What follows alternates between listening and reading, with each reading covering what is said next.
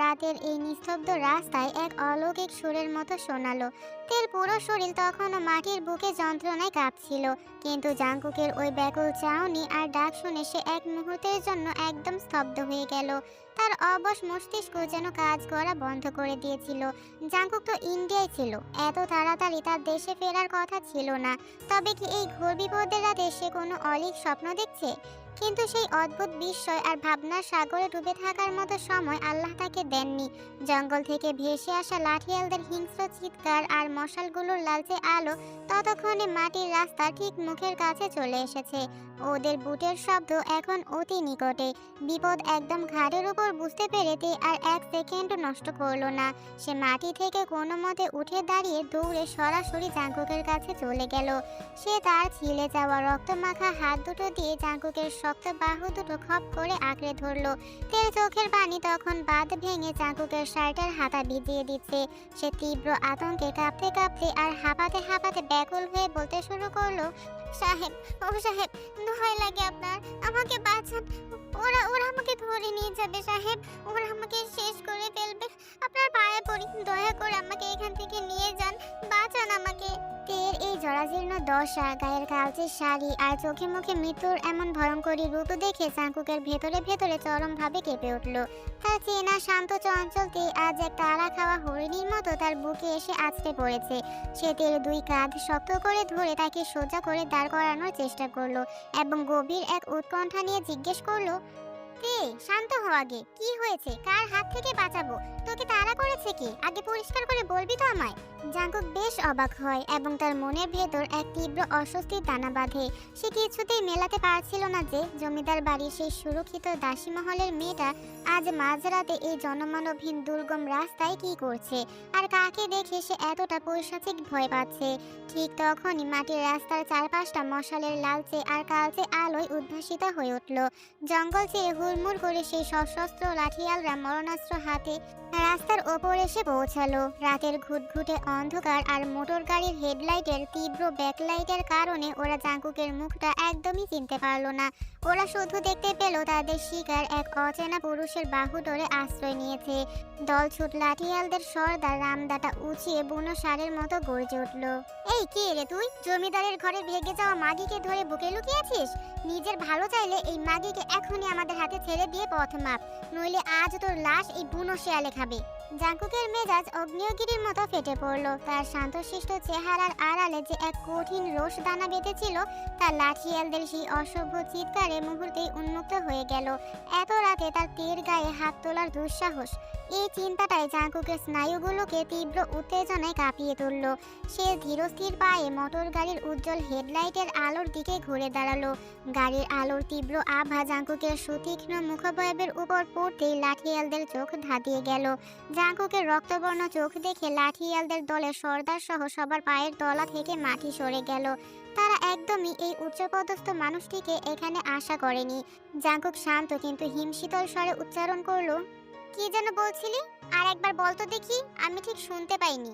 লাঠিয়ালদের গলার আওয়াজ মুহূর্তেই শুকিয়ে গেল। তারা বুঝতে পারলো তারা সাধারণ কোনো শিকারের পেছনে দৌড়াতে গিয়ে সাক্ষাৎ জমির সামনে এসে দাঁড়িয়েছে। নিমেষের মধ্যে তাদের দাপট ধুলোয় মিশে গেল। তারা তড়িঘড়ি করে জাঙ্কুকের পায়ের কাছে এসে হুমড়ি খেয়ে পড়ে বলতে লাগলো, ক্ষমা করে দেন ছোট সাহেব, আমাদের ভুল হয়েছে, আমরা আপনাকে চিনতে পারিনি, দয়া করে মার্জনা করুন। কিন্তু ছোট সাহেব, জমিদার বাবুর হুকুম ছিল মেয়েটাকে ধরে নিয়ে যেতেই হবে, তিনি খুব রাগী মানুষ, আমাদের তো আর প্রাণে বাঁচা হবে না। লাঠিয়ালদের এই বিনতি মিনতি জাঙ্কুকের রাগকে আরো বহুগুণ বাড়িয়ে দিল। সে নিজের পা সজোরে টেনে নিয়ে এক ঝটকায় লাঠিয়াল সর্দারের হাত থেকে নিজেকে মুক্ত করলো। তার কণ্ঠস্বর তখন অন্ধকারের বুক চিরে বজ্রের মতো গর্জ করে উঠল, তোদের সাহস তো কম না, এখন আমার সামনে দাঁড়িয়ে কথা বলছিস? তোদের জমিদার বাবুর দোহাই দিয়ে আমার সামনে টিকে থাকা যায় না, যা এখান থেকে বিদেয় হ। এক সেকেন্ড যদি আর আমার সামনে দেখি তোদের, তবে একটা হাড় গড়ো আস্ত থাকবে না। আজ আমার মেজাজটা এমনিতেই ভালো নেই, দ্বিতীয়বার বলার সুযোগ পাবি না।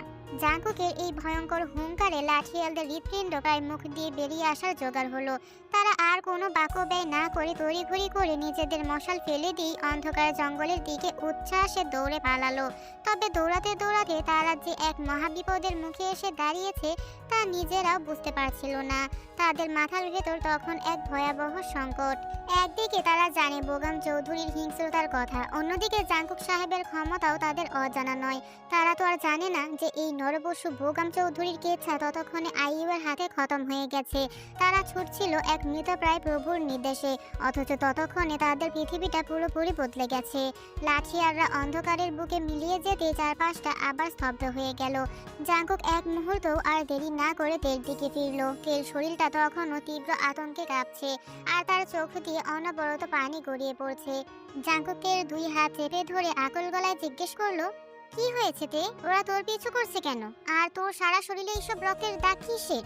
এই অবস্থা কেন তোর? বল আমাকে, কি লুকাচ্ছিস তুই? কিন্তু তে তখন এতটাই মানসিকভাবে ভেঙে পড়েছে যে কান্নার চোটে তার গলা দিয়ে কোনো পরিষ্কার কথা বের হচ্ছিল না। সে কেবল হাপুস নয়নে কেঁদে যাচ্ছিল। তের এই অবস্থা দেখে জাঙ্কুক তাকে আলতো করে ধরে নিজের গাড়ির পেছনের সিটে এনে বসালো। তারপর গাড়ির ভেতর থেকে পানির বোতলটা বের করে তের ঠোঁটের কাছে ধরলো। আগে একটু পানি খাতে, শান্ত হ, আমি আছি তো এখানে, তোকে কেউ কিচ্ছু করতে পারবে না। কয়েক ঢোক ঠান্ডা পানি পেটে পড়ার পর তের ভেতরের অস্থিরতাটা একটু কমলো। সে শাড়ির আঁচল দিয়ে চোখ দুটো মুছে জাঙ্কুকের মুখের দিকে তাকালো। সে চেনা আশ্রয়কে সামনে পেয়ে তার ভেতরের এতদিনের জমাট বাঁধা কষ্টটা এক নিমিষে বাঁধে ভাঙলো। সে ভাঙা গলায় বলল, সাহেব, সাহেব, গিন্নিমা আমাকে জোর করে বিয়ে দিয়ে দিয়েছে। কথাটা শেষ করিতেই আবার জাঙ্কুকের বুকে মুখ লুকিয়ে হাউমাউ করে কাঁদতে শুরু করলো। তের মুখের এই একটা বাক্যে যেন জাঙ্কুকের মাথায় আকাশ ভেঙে পড়লো। সে যেন নিজের কানকেও বিশ্বাস করতে পারছিল না। তার পুরো শরীর মুহূর্তের মধ্যে পাথর হয়ে গেল, বুকের ভেতরটা ফাঁকা হয়ে গেল। সে এসব কি শুনছে? তার এত সাধের তে পাখি অন্য কারো হয়ে গেছে? অন্য কেউ তাকে ছুঁয়েছে? না, এটা কিছুতেই হতে পারে না। জাঙ্কুকের চোখের সামনে পুরো পৃথিবীটা যেন দুলতে লাগলো। সে তের মুখটা আলতো করে উঁচিয়ে ধরে প্রায় চিৎকার করে উঠলো, এসব তুই কি বলছিস তে? কিসের বিয়ে? কার সাথে বিয়ে হয়েছে তোর? আর গিন্নিমা তোকে জোর করে বিয়ে দিলেন মানে? কি হয়েছে প্রথম থেকে সব ভেঙে বল আমায়। তে নিজের কান্না কোনো মতে সামলে হেঁচকি তুলতে তুলতে বলতে শুরু করলো, আপনি ইন্ডিয়ায় চলে যাওয়ার পর প্রথম কিছুদিন সবকিছু ঠিকঠাকই ছিল সাহেব। আমি আপনার ফেরার পথ চেয়ে বসেছিলাম। তারপর একদিন জমিদার বাবুর প্রাণের বন্ধু বোগাম চৌধুরী আপনাদের প্রাসাদে বেড়াতে আসেন। দাসী মহলে কাজ করার সময় ওনার নজর পড়ে আমার উপর। সেখানে আমাকে দেখেই উনি জমিদার বাবুর কাছে আমাকে বিয়ের প্রস্তাব দেন। আমি অনেক কেঁদেছিলাম সাহেব, গিন্নিমার পা জড়িয়ে ধরেছিলাম, কিন্তু ওনারা কেউ আমার কথা শোনেননি। আমি জানি না সাহেব, আমি ওদের কি ক্ষতি করেছিলাম যে ওরা আমাকে ওই নরপশুর সাথে জোর করে বিয়ে দিয়ে দিলেন। রাগে আর ক্ষোভে জাঙ্কুকের চোখের মনি দুটো কুচকুচে কালো হয়ে উঠল, চোয়াল শক্ত হয়ে বসলো। সে নিজের সবচেয়ে প্রিয় মানুষটাকে পরম বিশ্বাসে রেখে গিয়েছিল জমিদারের প্রাসাদে, অথচ তারা যে আড়ালে এমন একটা পৈশাচিক চাল চালবে, তেকে একটা পশুর ভোগের বস্তু হিসেবে তুলে দেবে, তা জাঙ্কুক তার দূরতম কল্পনাতেও ভাবেনি। নিজের প্রতি তার তীব্র ঘৃণা হতে লাগলো। পাশে বসে থাকা তেকে এভাবে বাচ্চাদের মতো অসহায় হয়ে কাঁদতে দেখে জাঙ্কুক আর নিজেকে ধরে রাখতে পারলো না। সে দুই হাত বাড়িয়ে দেখে নিজের বুকের ভেতর টেনে নিল। এতদিনের চেনা কাঙ্ক্ষিত আর পরম ভালোবাসার মানুষটির চেনা স্পর্শ পেতেই তের ভেতরের সবটুকু বাঁধ ভেঙে গেল। সে জাঙ্কুকের শার্টের কলারটা খপ করে আঁকড়ে ধরে ওর বুকে মুখ লুকিয়ে হাউমাউ করে কেঁদে উঠল। এতক্ষণ পর তের মনে হলো সে অবশেষে তার নিরাপদ আশ্রয়ে এসে পৌঁছেছে। এখন আর এই দুনিয়ার কোনো বোগাম এসে তার কিছু করতে পারবে না। জাঙ্কুক তের পিঠে আর মাথায় পরম মমতায় হাত বুলিয়ে দিতে লাগলো, যেন নিজের সবটুকু ওম দিয়ে সে তের ভেতরের ভয়টাকে শুষে নিতে চায়। তের এই বুক ফাটা কান্নার প্রতিটি শব্দ সরাসরি জাঙ্কুকের কলিজায় গিয়ে তীরের মতো বিঁধছিল, কারণ সে আজ আর নিজের মনকে ফাঁকি দিতে পারলো না। সে খুব ভালো করেই জানে এই দীর্ঘ প্রবাস জীবনে সে তেকে নিজের জীবনের চেয়েও বেশি ভালোবেসে ফেলেছে। তের চোখের এই পানি জাঙ্কুকের সহ্যের ক্ষমতার বাইরে। সে তের মুখটা নিজের বুক থেকে সামান্য তুলে ভাঙা কিন্তু তীব্র গম্ভীর গলায় জিজ্ঞেস করলো, কান্না থামাতে লক্ষ্মীটি, একটু শান্ত হও। আর আমাকে একটা কথা পরিষ্কার করে বল, তোদের বিয়েটা কবে হয়েছে? আর ওই শয়তান বোগাম কি তোকে ছুঁয়েছে? জাঙ্কুকের এই প্রশ্নে তের পুরো শরীরটা আবার ভয়ে শিউরে উঠল। সে জাঙ্কুকের বুকের ভেতর আরো একটু সেটিয়ে গিয়ে হিচকি তুলতে তুলতে ভাঙা গলায় বলল, আজকেই জোর করে বিয়ে দিয়ে দিয়েছে সাহেব। বিয়ের পর ওই প্রাসাদে আসার পথে ও আমাকে গাড়িতে বসে খুব বাজেভাবে ছুঁয়েছিল সাহেব। আমি অনেক বাধা দিয়েছিলাম, ওনার হাত সরিয়ে দিতে চেয়েছিলাম, কিন্তু উনি শোনেননি। কথাটা মুখ দিয়ে বের হতেই আবার হাউমাউ করে কাঁদতে শুরু করলো। সে জাঙ্কুকের কোমরটা এত শক্ত করে জড়িয়ে ধরলো যেন সে কোনো মতে জাঙ্কুকের বুকের পাঁজরের ভেতর ঢুকে নিজেকে চিরতরে লুকিয়ে ফেলতে চায়। তের মুখের এই স্বীকারোক্তি শোনা মাত্রই জাঙ্কুকের মাথার ভেতরে যেন হাজারটা বজ্রপাত একসাথে হলো। বোগাম নামের ওই কুলাঙ্গাটা তার তের গায়ে নিজের নোংরা হাত দিয়েছে। এই চিন্তাতেই জাঙ্কুকের রগগুলো রাগে ফেটে পড়তে চাইলো। একই সাথে এক তীব্র আফসোস আর অপরাধবোধ তার বুকটাকে চূর্ণ বিচূর্ণ করে দিচ্ছিল। সে কেন থেকে ওই নরকে রেখে ইন্ডিয়া চলে গিয়েছিল? কেন সে নিজের ভালোবাসার কথা আগে প্রকাশ করলো না? তার একটা ভুলের জন্য এই নিষ্পাপ মেয়েটাকে কত বড় মানসিক আর শারীরিক যন্ত্রণার মধ্য দিয়ে যেতে হয়েছে। জাঙ্কুক দেখে নিজের বুকের সাথে আরো শক্ত করে ভিসে ধরলো। তার চোখের কোণ দিয়ে আরো এক ফোঁটা তপ্ত অশ্রু গড়িয়ে পড়লো। তার মনের ভেতর জন্ম নিল বোগাম চৌধুরীকে কুচি কুচি করে কাটার এক আদিম পৈশাচিক ইচ্ছা। সে তখনও জানে না যে পাপের বিচার সে নিজের হাতে করতে চাইছে, তার দণ্ড ইতিমধ্যেই আইইউএর রামদার কোপে কার্যকর হয়ে গেছে। জাঙ্কুকের চোখের মণি দুটো রাগে চলচল করে উঠল। সুই গালে হাত রেখে তারা চোখের পানি মুছে দিয়ে অত্যন্ত দৃঢ় কণ্ঠে বলল, শান্ত হতে আর একটুও কান্না করিস না। আমার অনুপস্থিতিতে ওরা তোর উপর এই অত্যাচার করার সাহস কোত্থেকে পেল তা আমি দেখে ছাড়বো। ওই জানোয়ার বোগামকে আমি আস্ত রাখবো না। চল এখন আমার সাথে ওই প্রাসাদে। প্রাসাদে ফিরে যাওয়ার কথা শোনা মাত্রই তীব্র এক আতঙ্কে আটকে উঠল। সে এক ঝটকায় জাঙ্কুকের বুকের আশ্রয় থেকে ছিটকে দূরে সরে গাড়ির দরজার সাথে লেপটে বসলো। তার চোখের মণি দুটো ভয়ে আবার বড় বড় হয়ে গেছে। সে কিছুতেই আর ওই নরপশুদের আস্তানায় ফিরে যাবে না। যদি আবার বোগামের সেই লালসার হাত তার গায়ে পড়ে, যদি গায়ে জমিদার আবার তাকে কোনো অন্ধকার ঘরে বন্দি করে রাখে, আর জেনি তো আছেই তাকে যন্ত্রণা দেওয়ার জন্য। না না, ও কিছুতেই আর ওই নরকে পা বাড়াবে না। মুহূর্তের মধ্যেই তার পুরো চোখে মুখে ভয় নেমে এলো। সে মাথা দুলাতে দুলাতে প্রায় পাগলের মতো বলতে লাগলো, না না না, আমি কোথাও যাব না সাহেব। আপনি যেতে চাইলে যান, কিন্তু আমি এইখান থেকে অনেক দূরে চলে যাব।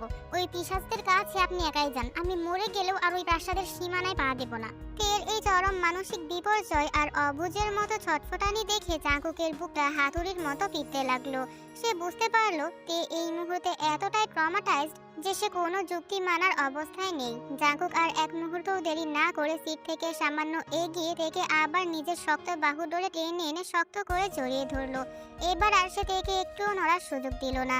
সে তে চুলে আর মাথায় পরম মমতায় হাত বুলিয়ে দিতে দিতে ফিসফিসিয়ে বলল, কোথায় যাবি তুই আমাকে ছেড়ে? হ্যাঁ? তে জাঙ্কুকের বুকের ভেতর থেকে ছটফট করতে করতে ভাঙা গলায় কাঁদতে কাঁদতে উত্তর দিল, অনেক দূরে চলে যাব সাহেব, যেখানে কোনো জমিদার নেই, কোনো লাঠিয়াল নেই। এমন কোথাও যাব যেন ওরা কোনোদিন আর আমাকে খুঁজে না পায়। তের মুখ থেকে ছেড়ে চলে যাওয়ার কথাটি শোনা মাত্রই জাঙ্কুকের ভেতরের সুপ্ত পুরুষটি যেন এক ঝটকায় জেগে উঠল। এতদিনের চেপে রাখা সমস্ত ভালোবাসা, অধিকার বোধ আর আবেগ মুহূর্তের মধ্যে তার ভেতরে খলবলিয়ে উঠল। সে এক ঝটকায় নিজের বুক থেকে তেকে টেনে তুলল। গাড়ির আবছা আলোয় জাঙ্কুক তার ডান হাতের আঙুল দিয়ে তের নরম চিবুকটা শক্ত করে চেপে ধরল। তের চোখের দিকে নিজের জ্বলন্ত, গভীর ও তীব্র ভালোবাসা মাখা দৃষ্টি স্থির করে জাঙ্কুক অত্যন্ত গম্ভীর ও কর্তৃত্বপূর্ণ কণ্ঠে বলল, এই কথা যেন আমি আর কোনোদিন তোর মুখে না শুনিতে।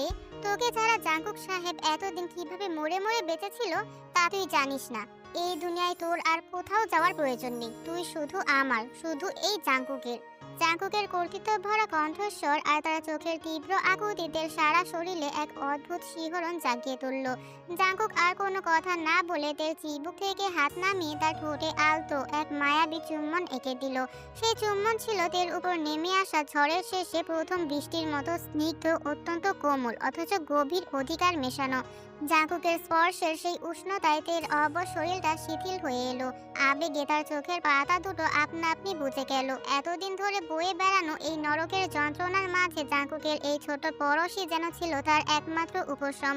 কিছুক্ষণ পর জাঙ্কুক কিস ব্রেক করে তার পকেট থেকে একটা ছোট ফোন বের করলো। সে ফোনের স্ক্রিনে কারোর নাম্বারে ডায়াল করে খুব সংক্ষেপে আর গম্ভীর গলায় কিছু বলল। কথা শেষ করে সে ফোনটা রেখে গাড়িটা ঘুরিয়ে নিল। তে ধীরে চোখ খুলে কৌতূহলী হয়ে জিজ্ঞেস করলো, সাহেব আমরা এখন কোথায় যাচ্ছি? গেলেই দেখতে পাবি, আপাতত শুধু আমার পাশে থাক। জাঙ্কুকের ওপর তের অগাধ বিশ্বাস। সে জানে জাঙ্কুক তাকে পৃথিবীতে যত দূরেই নিয়ে যাক সেটা নিশ্চয়ই ভালো কোনো জায়গা হবে। অমানসিক ধকল, দীর্ঘ দৌড় আর কান্না সব মিলিয়ে তের চোখের পাতা আর খোলা রাখতে পারল না। সে গাড়ির সিটে এলিয়ে পড়ে দ্রুত গভীর ঘুমে আচ্ছন্ন হয়ে গেল। গাড়ির মৃদু গতিতে তের নিঃশ্বাস পড়ার শব্দ শুনে জাঙ্কুক এক মুহূর্তের জন্য তার দিকে তাকালো। তের শান্ত ঘুমন্ত মুখটার দিকে তাকিয়ে তার বুকের ভেতরটা দাউ দাউ করে জ্বলে উঠল। যারা এই নিষ্পাপ মেয়েটির সাথে এত বড় অন্যায় করেছে তাদের রক্ত ছাড়া জাঙ্কুকের এই ক্রোধ শান্ত হওয়ার নয়, তাদের শাস্তি তো পেতেই হবে। আর সেই বিচারের ভার জাঙ্কুক নিজেই নিজের হাতে তুলে নেবে। সে স্টিয়ারিংটা শক্ত করে ধরলো। গাড়ি তখন অজানার উদ্দেশ্যে তীব্র গতিতে এগিয়ে চলেছে। আর জাঙ্কুকের মনে তখন বোগাম চৌধুরীর প্রাসাদের ধ্বংসলীলার ব্লুপ্রিন্ট তৈরি। মিনিট দশেকের মধ্যেই জাঙ্কুকের গাড়িটা একটা নির্জন ছায়া ঘেরা বাংলো বাড়ির সামনে এসে থামলো। জাঙ্কুক পাশে তাকিয়ে দেখল তে তখনও গভীর ঘুমে মগ্ন। তার ক্লান্ত ধুলো মাখা মুখটায় এক অদ্ভুত অসহায়ত্ব। সে তেকে আর ডেকে জাগানোর প্রয়োজন মনে করলো না। পকেট থেকে ফোনটা বের করে সেই কাঙ্ক্ষিত মানুষটিকে একটা সংক্ষিপ্ত কল দিল। তারপর অত্যন্ত সাবধানে তেকে ঘুমন্ত অবস্থাতেই নিজের দুই বাহুর উপর খুলে তুলে নিল। গাড়ির দরজাটা লক করে সে বাংলো গেটের দিকে এগোতে ভেতর থেকে চাবি ঘোরানোর শব্দ হলো। বড় লোহার গেটটা ঠেলে একটা যুবক বাইরে বেরিয়ে এলো। ছেলেটা আর কেউ নয়, জাঙ্কুকের পরম বিশ্বস্ত আর ঘনিষ্ঠ বন্ধু সুগা। মাঝরাতে জাঙ্কুকের কোলে এভাবে একটা অচেনা মেয়েকে দেখে সুগা বেশ কিছুটা অবাক হলো। তার চোখে হাজারটা প্রশ্ন খেলা করলেও সে এই মুহূর্তে পরিবেশের গুরুত্ব বুঝে কোনো উচ্চবাচ্য করলো না। আগে ভেতরে যাওয়া যাক, তারপর না হয় সব শান্তিতে জানা যাবে। ভেতরে ঢুকে জাঙ্কুক সোজা করিডোর পার হয়ে তেকে একটা নিরিবিলি গেস্ট রুমে নিয়ে গেল। খাটের নরম বিছানায় তেকে পরম যত্নে শুইয়ে দিল। গায়ের উপর পাতলা একটা কম্বল টেনে দিল সে। রুম থেকে বেরিয়ে আসতেই সুগা আর নিজের ভেতরের কৌতূহল চেপে রাখতে পারলো না। সে জাঙ্কুকের কাঁধে হাত রেখে নিচু গলায় জিজ্ঞেস করেই বসলো, কি রে, মেয়েটাকে এই মাঝরাতে এভাবে তুলে নিয়ে এলে যে? কি হয় ও তোর? জাঙ্কুক পকেটে হাত দিয়ে জানালার বাইরে তাকালো। তার চোয়াল শক্ত। সে সুগার দিকে ফিরে সোজা সাপটা উত্তর দিল, ভালোবাসি ওকে। জাঙ্কুকের মুখে এমন স্পষ্ট স্বীকারোক্তি শুনে সুগা চরম অবাক হলো। যে জাঙ্কুকে সে আজীবন পাথর হৃদয়, নিষ্ঠুর আর নির্মোহ হিসেবে দেখে এসেছে, সে কাউকে এভাবে ভালোবাসতে পারে, এটা সুগার কাছে প্রায় অবিশ্বাস্য ঠেকলো। সে চোখ সরু করে জিজ্ঞেস করলো, ব্যাপার কি বলতো ভাই, একটু খোলসা করবি? জাঙ্কুক একটা দীর্ঘশ্বাস ফেলে পকেট থেকে সিগারেট আর লাইটারটা বের করতে করতে বলল, ও আমার সৎ বোন। একই ছাদের নিচে থাকতে থাকতে ওকে নিজের মতো করে ভোগ করতাম। কিন্তু ভোগ করতে করতে কখন যে মেয়েটার মায়ের জালে জড়িয়ে গেছি, কখন যে ওকে নিজের অজান্তে ভালোবেসে ফেলেছি, তা আমি নিজেও বুঝতে পারিনি।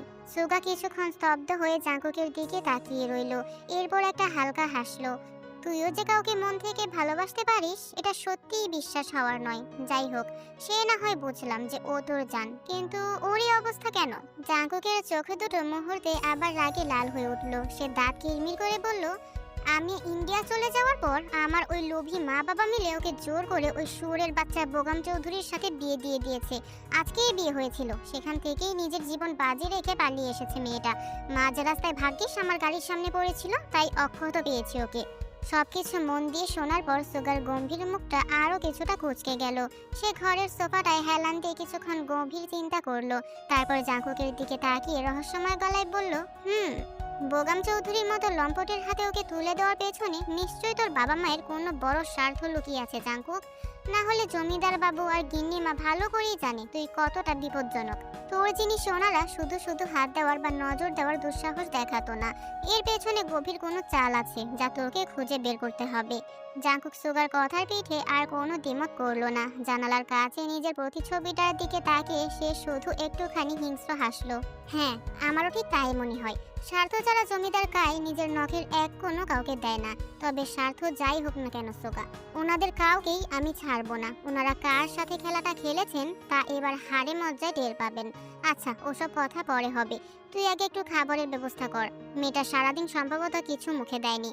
সুগা জাঙ্কুকের কাঁধে একটা ভরসার চাপড় দিয়ে সোফা থেকে উঠে দাঁড়ালো।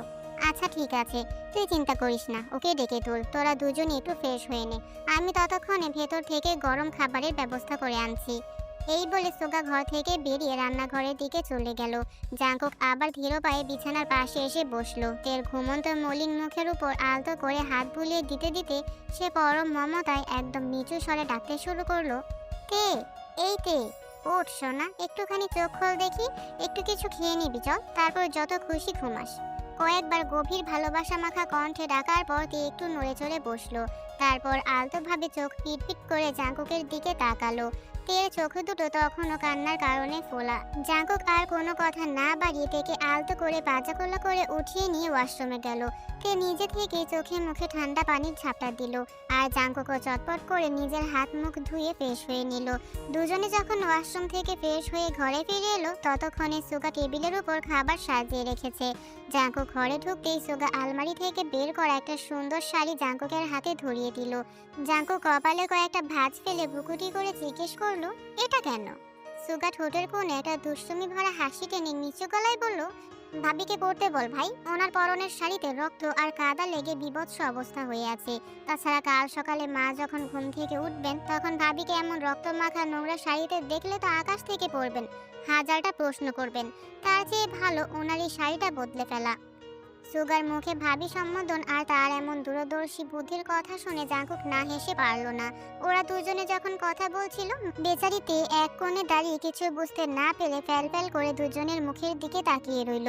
জাঙ্কুক সুগার হাত থেকে শাড়িটা নিয়ে তের দিকে এগিয়ে দিল এবং ওই চুলে হাত বুলিয়ে আদুরে গলায় বলল, যা শাড়িটা পরে আয়, তারপর আমরা একসাথে খাবো। তেও বাধ্য মেয়ের মতো কোনো প্রশ্ন না করে শাড়িটা হাতে নিয়ে গুটি গুটি পায়ে ওয়াশরুমের দিকে চলে গেল।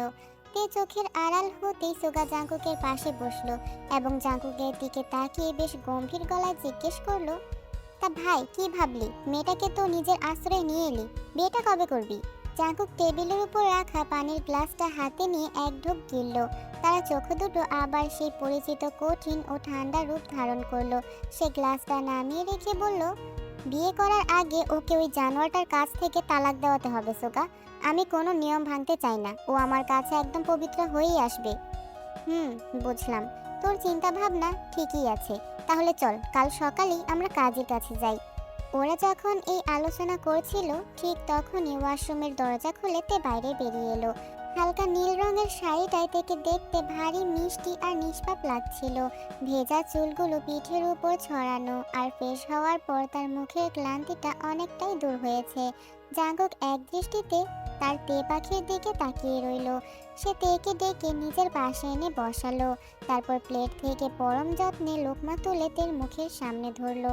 তে প্রথমে একটু দ্বিধা করলেও জাঙ্কুকের চোখের ভালোবাসার অবাধ্য হতে পারল না।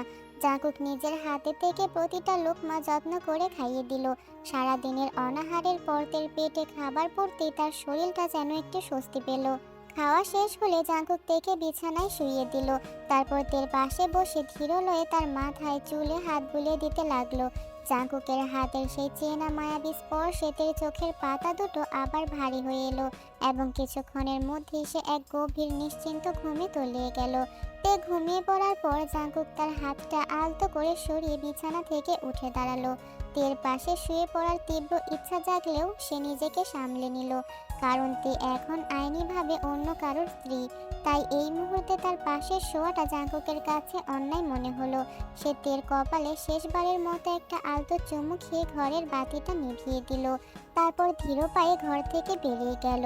পরদিন সকালবেলা জানালার পর্দা গলে ভোরের মিষ্টি আলো এসে পড়েছিল তের মুখের উপর। পাখির কিচিরমিচির আর নতুন এক সকালের শান্ত পরিবেশে তের চোখ দুটো খুলল। অমানসিক ধকল আর ক্লান্তির কারণে আজ তার ঘুম ভাঙতে একটু দেরি হয়ে গিয়েছিল। চোখ রোগড়ে বিছানায় উঠতেই সে দেখতে পেল ঘরের এক কোণে একটা চেয়ার টেনে জাঙ্কুক শান্ত হয়ে বসে আছে। হয়তো বেশ কিছুক্ষণ ধরে সে তের জেগে ওঠার অপেক্ষা করছিল।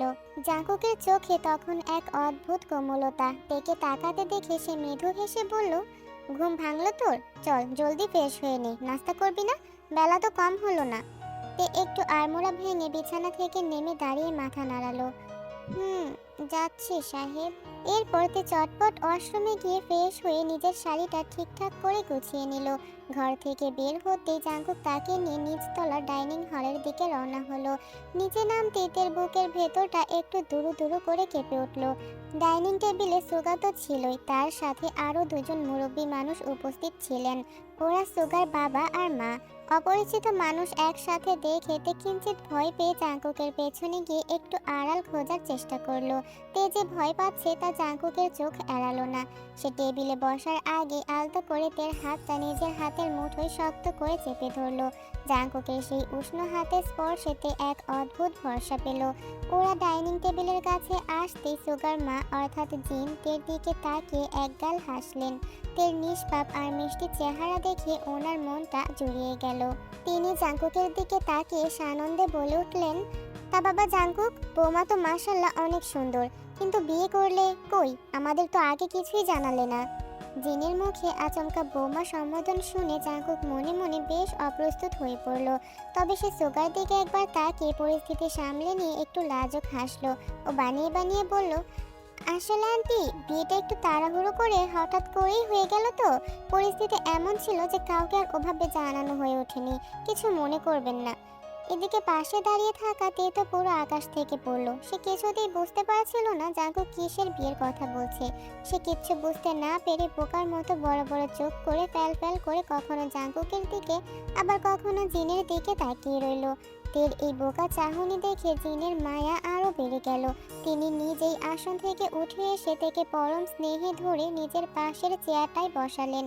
ঠিক তখনই টেবিলের মাথায় বসে থাকা সুগার বাবা নামজন সাহেব ওনার চশমাটা নাকের উপর ঠিক করতে করতে গম্ভীর অথচ স্নেহমাখা গলায় বললেন, আচ্ছা ঠিক আছে, যা হয়েছে হয়েছে, এবার সবাই খাওয়া দাওয়া শুরু করো দেখি। খাওয়ার টেবিলে বসে অত কথা বলা ঠিক না। স্বামীর এই রাশভারী কথা শুনে জিন ওনাকে একটা মৃদু ধমক দিয়ে মুখ বাঁকিয়ে বললেন, এই চুপ করো তো তুমি। সকাল সকাল খবরের কাগজ হাতে নিয়ে তোমার এত জ্ঞান দিতে হবে না। আমার নতুন বৌমার সাথে আমি দুটো কথা বলছি, তাতে ওনার আপত্তি। চাচা চাচির এই মিষ্টি ঝগড়া দেখে সুগা আর জাঙ্কুক মনে মনে হাসলো। এরপর জিন নিজের তেল প্লেটে গরম গরম নাস্তা বেড়ে দিলেন। এক অদ্ভুত পারিবারিক আর উষ্ণ পরিবেশে সবাই মিলে একসাথে সকালের খাওয়া শুরু করলো। তের মন থেকে ভয়ের মেঘেটা কেটে গিয়ে সেখানে এক চিলতে শান্তির আলো দেখা দিল। খাবার শেষে জাঙ্কুক তেকে সঙ্গে নিয়ে আবার ওপরের রুমে ফিরে আসে। ঘরের দরজাটা আটকে সে তের মুখোমুখি হয়ে দাঁড়ালো। ওর চোখে মুখে এখন গাম্ভীর্য ফিরে এসেছে। শুনতে, আমার জরুরি কিছু কাজ আছে, আমি এখন প্রাসাদে যাব। তুই ততক্ষণ নিচে আন্টির সাথে থাকিস, কেমন? প্রাসাদে যাব, এই কথাটা শোনা মাত্রই তের মনটা হুট করে ভীষণ খারাপ হয়ে গেল। তার বুকের ভেতরটা এক অজানা আশঙ্কায় মোচড় দিয়ে উঠল। তবে কি জাঙ্কুক সাহেব তাকে ফেলে রেখে চলে যাচ্ছেন? তিনি কি আর কোনোদিন ফিরে আসবেন না? তের দুই চোখ আবার ছলছল করে উঠল। সে অত্যন্ত করুণ আর আকুল গলায় জিজ্ঞেস করলো, আপনি আপনি কি আর আসবেন না সাহেব? তের গলার সে কাপা সুর আর চোখের কোণের পানি দেখে জাঙ্কুক মুহূর্তেই তার মনের ভেতরের অস্থিরতা টের পেল। সে আর দূরত্ব বজায় রাখতে পারল না। এক পা এগিয়ে এসে থেকে পরম মমতায় নিজের বুকের শক্ত বাঁধনে জড়িয়ে ধরল। ওর হাত দুটো তের পিঠে সান্ত্বনার আবেশে বুলিয়ে দিতে লাগলো। পাগলি মেয়ে, এসব কি বলছিস? তোকে ছেড়ে আমি কোথায় যাব? আমি আজ বিকেলের মধ্যেই কাজ শেষ করে চলে আসব, একদম চিন্তা করিস না। তুই এখানে পুরোপুরি নিরাপদ, সাবধানে থাকিস। আন্টি অনেক ভালো মানুষ, ওনার সাথে গল্প করবি, দেখবি সময় কেটে গেছে। আমি খুব তাড়াতাড়ি ফিরছি, ঠিক আছে? তের কপালে গভীর ভালোবাসায় মোড়ানো ছোট্ট একটা বিদায়ী চুমু এঁকে দিয়ে জাঙ্কুক ঘর থেকে বেরিয়ে গেল। জাঙ্কুক চলে যাওয়ার পর জিন নিজেই ওপরে এসে তেকে নিচে নিয়ে যান। ওনার বাংলোর পেছনে একটা চমৎকার ফুলের বাগান ছিল। জিন তেকে সেই বাগানে নিয়ে গিয়ে গাছের যত্ন করা, রান্না বান্না আর এটা ওটা মজার গল্প করতে থাকেন। জিনের মাতৃত্ব সুলভ আচরণ আর সহজ সরল কথার জাদুতে তেও খুব তাড়াতাড়ি ওনার সাথে মিশে গেল। বিষাক্ত অতীত ভুলে সে জিনের সাথে হাসি মুখে গল্পে মেতে উঠল। এদিকে তীব্র গতিতে ছুটে চলা জাঙ্কুকের কালো মোটর গাড়িটা ধুলো উড়িয়ে জমিদারের বিশাল রাজপ্রাসাদের প্রধান ফটক গলে ভেতরে ঢুকে পড়ল। গাড়ি থেকে নামতেই জাঙ্কুকের চোখ চড়ক গাছ হয়ে গেল। গতকালের বিয়ের জাঁকজমক, রঙিন আলোর রোশনাই আর চারপাশের উৎসবের রোষ এখনো প্রাসাদের উঠানে ছড়িয়ে ছিটিয়ে রয়েছে। অথচ এই পিশাচগুলো একটা নিষ্পাপ মেয়ের জীবনটা বিষিয়ে দিয়েছে। তের কান্নার দৃশ্যটা জাঙ্কুকের চোখের সামনে ভেসে উঠতেই রাগে তার চোয়াল শক্ত হয়ে এলো। হাতের মুঠো দুটো পাথরের মতো কঠিন হয়ে বসলো। সে তার গায়ের কোটটা টান টান করে ঠিক করলো। ভারী বুটের আওয়াজ তুলে জাঙ্কুক যখন প্রাসাদের মূল ড্রয়িং রুমে পা রাখলো, তখন ভেতরের পরিবেশটা ছিল পুরোপুরি উৎসব মুখর। বিলাসবহুল সোফায় জেনি অত্যন্ত তৃপ্তির হাসি নিয়ে বসে আছেন, মুখে পানের লালচে আভা। ওনার ঠিক পাশেই বসে আছেন ওনার ঘনিষ্ঠ বান্ধবী ন্যান্সি এবং তার রূপসী মেয়ে রোজে। তিনজনের মুখেই চিলতে চিলতে আনন্দের হাসি, যেন তারা কোনো এক মস্ত বড় যুদ্ধ জয় করে এসেছেন। ওদের এই নিষ্পাপ মুখের আড়ালের পৈশাচিক উল্লাস দেখে জাঙ্কুকের গায়ের প্রতিটা লোমকূপ রাগে রিরি করে জ্বলে উঠল। সে আর নিজের ভেতরের সেই ভয়ঙ্কর ক্রোধ চেপে রাখল না। ড্রয়িং রুমের ঠিক মাঝখানে দাঁড়িয়ে হাত দুটো পকেটে গুজে তীব্র উপহাসের স্বরে হুট করেই বলে উঠল, কি ব্যাপার, দেখে তো মনে হচ্ছে বেশ ভালোই আছেন মা জননী। প্রাসাদের বাতাস তো দেখছি আনন্দে একদম ভারী হয়ে উঠেছে। হঠাৎ এই চেনা গম্ভীর আর মেঘের মতো ভারী কণ্ঠস্বর শুনে জেনির মুখের পান যেন গলার ভেতর আটকে গেল। তিনি চমকে উঠে দরজার দিকে তাকাতেই ওনার মাথার উপর আকাশ ভেঙে পড়ল। ওনার হাতের উপর পানের বাটাটা ঠং করে মেঝেতে পড়ে গেল। জেনি ওনার দুই চোখে চরম আতঙ্ক আর অবিশ্বাস নিয়ে জাঙ্কুকের দিকে তাকিয়ে রইলেন। ওনার বুকটা দুরু দুরু করে কাঁপতে লাগলো। জেনির ফর্সা মুখটা ভয়ে আর আশঙ্কায় মুহূর্তের মধ্যে ফ্যাকাশে হয়ে এলো। জেনি স্তব্ধ হয়ে গিয়ে কিছু একটা বলতে যাবেন, তার আগেই সোফা থেকে উঠে দাঁড়ালো ন্যান্সির মেয়ে রোজে। জাঙ্কুককে দেখা মাত্রই তার চোখ দুটো চকচক করে উঠল। সে আর কোনো দিকে না তাকিয়ে দৌড়ে গিয়ে জাঙ্কুকের বলিষ্ঠ শরীরটাকে শক্ত করে জড়িয়ে ধরল। জাঙ্কুকের বুকের উপর মুখ ঘষে পরম আহ্লাদে আর খুশি মনে বলতে শুরু করলো, উফ কুকি, তুমি এত তাড়াতাড়ি ইন্ডিয়া থেকে চলে আসবে আমি তো ভাবতেই পারিনি। I miss you so much baby. ভালোই হয়েছে তুমি চলে এসেছো। এখন থেকে আমরা সারাক্ষণ একসাথে থাকবো। এই পার্টে যদি 2000 লাইক এবং 200 কমেন্ট না আসে, তাহলে পরবর্তী পর্ব দেওয়ার মনোবল পাচ্ছি না আমি। কারণ আমি তোমাদের জন্য কষ্ট করে ভিডিও বানালে কি হবে, তোমরা লাইক কমেন্ট করতে কিপটামি করো, কিন্তু তোমরা এইটা বোঝো না যে তোমাদের একটা লাইক এবং একটা কমেন্ট আমাকে পরবর্তী পার্ট দিতে কতটা উৎসাহী করে। তাই তোমাদের কাছে অনুরোধ, এই গল্পটাকে তোমরা সাপোর্ট করো।